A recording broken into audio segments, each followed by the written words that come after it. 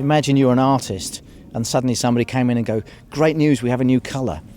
We are in effect doing that when we bring these new ingredients in to chefs. They taste something like a combination of melon and tomato with a slight hint of licorice. Some of the people we work with, the best known household name is Heston Blumenthal, so we work with the Fat Duck and Dinner, the Ivy, J. Shikis and Le Caprice. Foraging is finding and gathering edible wild plants and mushrooms. So it's like one grand continuous treasure hunt. You just squeeze it so that it comes out like that. I like to refer to this as instant jam. You can just eat it there and then.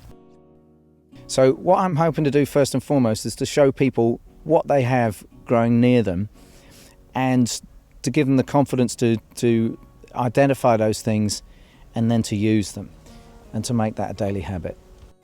For example, most people who have a lawn, they're going to have several edible species just growing on the grass. From the late summer onwards into the autumn, this is a great thing to snack on. So you can just scrape these off, or drag them off rather, with your thumb and forefinger, and just eat them. Some of the elements of the course which we will explore in more depth are things like nutrition, plant identification, understanding about different habitats, and seasonality. There are different things that you can harvest at different times of the year. So rose hips are a classic late autumn fruit. They're a kind of egg-shaped thing with this black tip. This is then a nice ingredient which can go sort of roughly chopped through a salad, or I've been using these recently with some roasted chestnuts, and that makes a lovely topping for all sorts of things, but I've been putting it on top of a nice sort of autumnal soup. Wild food has some very important things to contribute basically to the whole field of human health. These wonderful, edible, delicious and nutritious plants which actually go beyond being nutritious to being medicinal. This is ribwort plantain.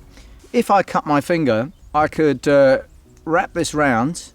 Okay, it's got antimicrobial properties which will stop the wound from becoming infected, and it's got stuff in it that helps it heal super quick.